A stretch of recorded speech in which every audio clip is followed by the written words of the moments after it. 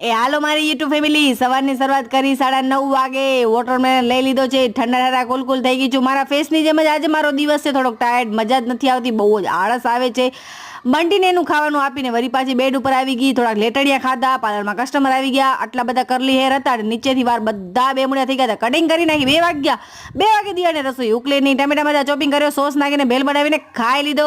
3 વાગે મને તનુભાભી આપી આઈસ્ક્રીમને એન્જોય કરી. આવી ગરમીમાં આઈસ્ક્રીમ આપી જાય તો મજા આવી જાય. થેન્ક યુ તનુભાભી. બાકી બસ સાંજનો થોડી વાર બારે આવી હતી. વેક્સ કરાવો તો hand wax, leg wax, underarms offer હતી અહીંયા કાને વરી પાછી.